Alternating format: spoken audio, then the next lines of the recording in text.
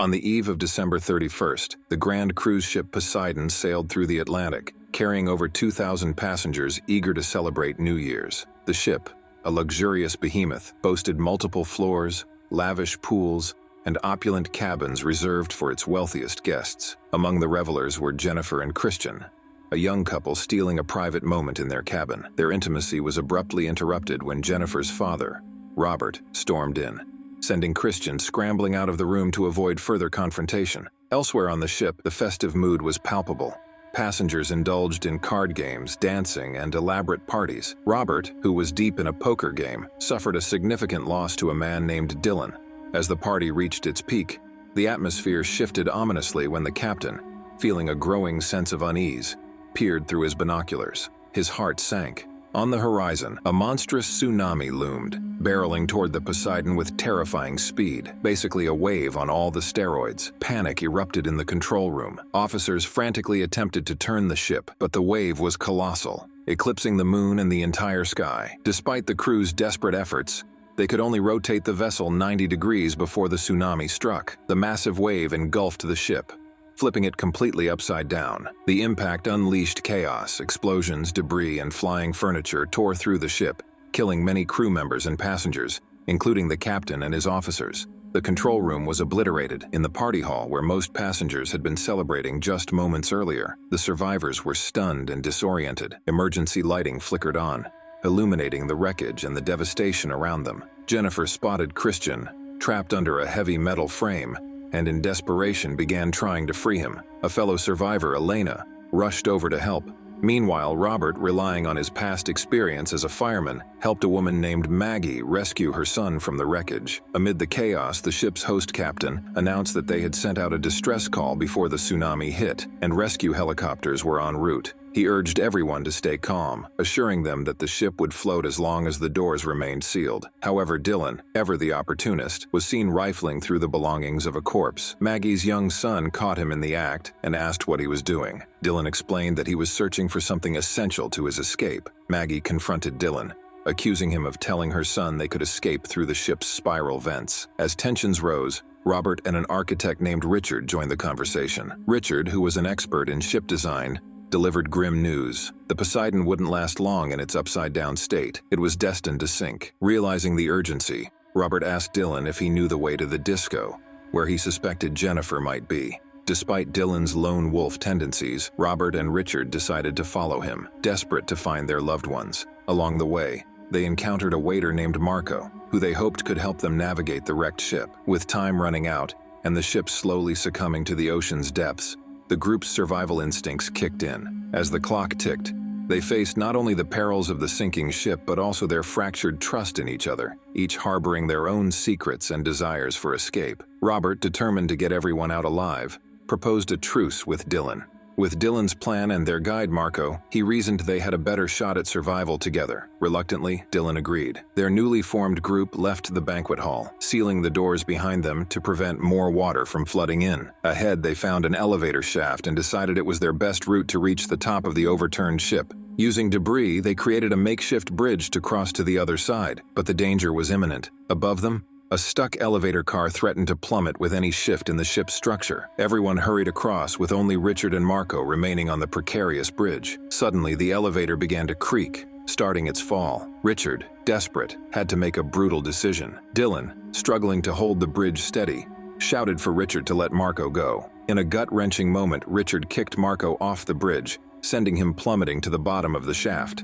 The elevator car crashed down after him with a deafening explosion, sealing Marco's fate. Guilt weighed heavily on Richard as they pressed on, but there was no time for mourning. The team, now without their guide, headed toward the club in search of Jennifer. Meanwhile, Elena and Jennifer continued their efforts to free Christian, who was still trapped beneath the metal frame. A survivor named Larry joined them, lending his strength, and after a tense struggle, they finally pulled Christian free. Just as they managed to stabilize him with makeshift first aid, Robert and his group arrived at the disco, reuniting with Jennifer. With their numbers growing, they now had a team of 8 survivors, but tensions were high. Richard, still haunted by Marco's death, found Elena crying alone. Confiding in him, she admitted she had been desperate to reach New York to see her brother. and had no money for the trip, which led her to enter into a relationship with Marco just to board the Poseidon. Richard, now more conflicted than ever, vowed to get her off the ship alive. As they moved forward, the group encountered a smoking hot door, indicating a fire on the other side.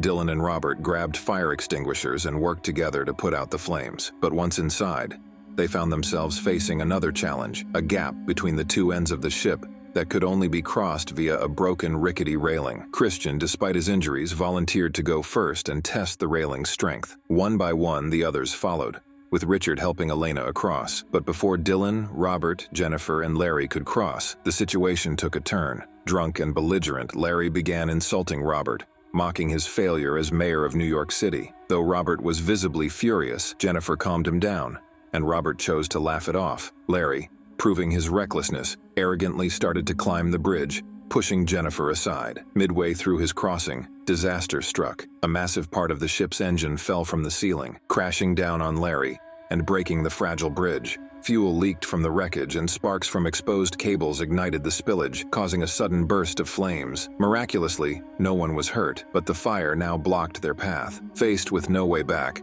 Robert suggested they turn around and find another route, but Dylan, ever determined, rejected the idea. As tension flared, Jennifer stood up to her father, telling him she wasn't a child anymore. With tears in her eyes, she showed him the engagement ring Christian had given her when he proposed. Stunned, Robert realized his daughter was no longer his little girl, but a woman making her own decisions. He reluctantly accepted her choice. Dylan, scanning the wreckage, spotted a fire hose. Without hesitation, he devised a new plan. Grabbing the hose, he tied it off and jumped into the water, swimming beneath the flames. He emerged on the other side, determined to construct a new way for the others to cross. As Dylan worked, the rest of the group anxiously waited, knowing their time was running out. The sinking ship was not going to wait for them, and survival was far from guaranteed. Dylan secured the fire hose on the other side of the gap and signaled to Robert, motioning for them to use it as a zip line. Without hesitation, Robert grabbed Jennifer, and together, they slid across the hose, landing safely on the opposite side. Reminds me of Tarzan and Jane ordered from Wish. Breathless but relieved,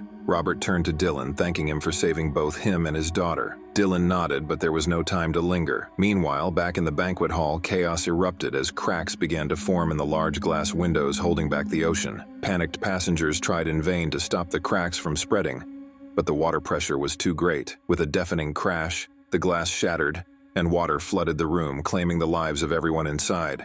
The screams of the doomed passengers echoed through the ship, reaching the team's ears. Helpless, they listened, shaken by the deaths of so many. The reality of their situation hit them hard.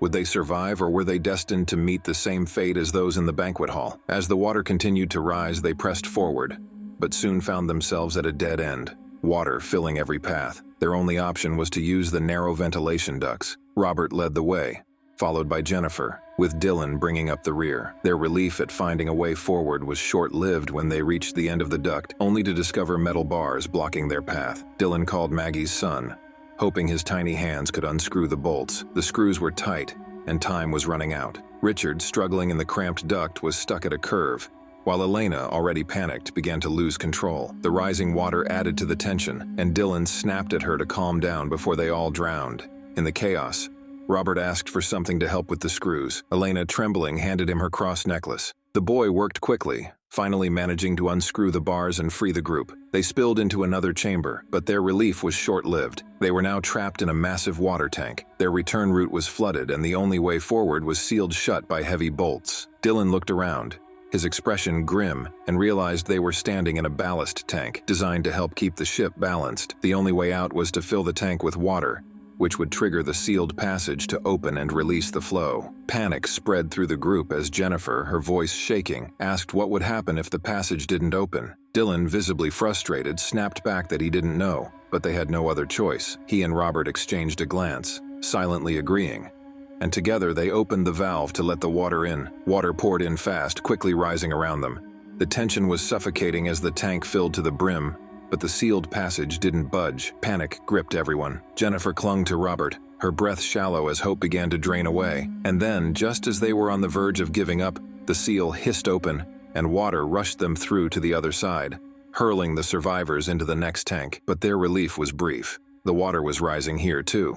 Dylan dove under, searching for another exit, and after a few tense moments, he surfaced, Having found a door at the bottom, he motioned for everyone to follow, urging them to hold their breath. One by one, they dove into the water, following Dylan's lead. Everyone made it through, except Richard and Elena. Underwater, Elena's clothing snagged on something, trapping her. She struggled frantically, but her panic led to disaster. She hit her head, knocking herself unconscious. Richard, realizing what had happened, fought through the water to reach her as the seconds ticked by. The team on the other side could only watch, hearts pounding as Richard struggled to free her before it was too late. Richard desperately tries to save Elena, but her clothes are caught, keeping her underwater. Seeing her struggle, Robert and Dylan rush back to help. With their combined effort, they manage to pull Elena from the water. For a tense moment, she lies still, not breathing. Tears fill Richard's eyes. He's developed feelings for Elena, and now it seems she's gone. He cries, mourning her loss, but there's no time to dwell. The water level is rising and they need to move fast. The group climbs a ladder and emerges into a cargo compartment. Suddenly, they hear a rhythmic knocking, sparking a glimmer of hope. Could it be the rescue team? But their hopes are dashed when they realize it's just an old telephone swaying against the wall, causing the sound. Disheartened but determined, they push forward into the next corridor. Dylan finds a map of the ship and proposes they head to the bow, toward the propeller room. He believes that's their best chance to escape. With renewed hope, they follow his lead. But when they arrive, they are met with a grim sight. The bow is completely submerged, floating corpses surrounding them. The group's spirits plummet once again. They are out of options and out of hope. They decide to retreat to a dry cabin and brace themselves for the worst. Robert thanks Dylan for all he's done trying to keep everyone alive. Suddenly, Maggie's son, Connor, runs off, and Maggie chases after him. Without warning, a series of explosions rock the ship, sending water surging into the cabin. The ship lifts slightly, but the room begins to flood. Robert orders everyone to head toward the bow, while Dylan rushes to find Maggie and Connor. Dylan locates Maggie and Connor, but the situation is dire. Connor is trapped behind a fence and the water is rising fast. Maggie pleads with her son to hold on, while Dylan works furiously to free him. At last, he manages to get Connor out, and they hurry back to the others, who have found a gate that leads toward the propellers. Richard opens the gate, but it swings back violently, revealing the enormous spinning propellers. There's no way out while they're still active. The only option is to stop them from the control room, but the path there is flooded. Knowing it's a suicide mission, Robert volunteers to go. His daughter, Jennifer, begs him not to, but Christian steps in, offering to take on the task instead. Being younger and more agile, he believes he stands a better chance. Jennifer, in tears, pleads with him, but Christian reassures her with a final goodbye. While the lovers share an emotional moment, Robert, unable to bear the thought of losing Christian too, slips away toward the control room unnoticed. When he arrives, he is horrified to find the emergency stop button for the propellers broken. Panic sets in as he frantically presses every button he can find, realizing he may have sacrificed himself for nothing. Just as despair closes in, he hits a button that activates the reverse motion of the propellers.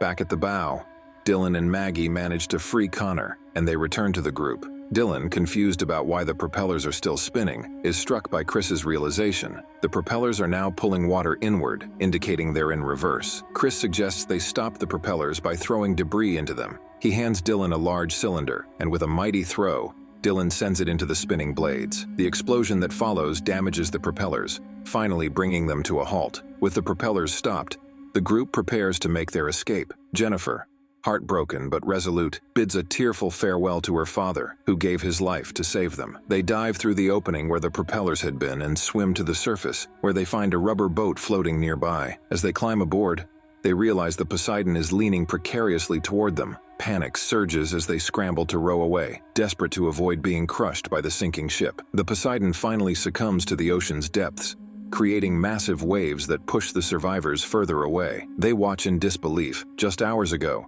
they had been celebrating aboard that very ship, and now it rests at the bottom of the sea. Dylan retrieves a flare gun from the survival kit and fires it into the sky. Minutes later, rescue helicopters appear on the horizon, lifting the 6 exhausted survivors to safety. I would like to lift you into the next movie recap. Do that by clicking on the stories on the right next. Drop a like if you enjoyed this story and subscribe to future recaps. I upload every other day. Grab your popcorn, enjoy yourself, and see you soon, my friend.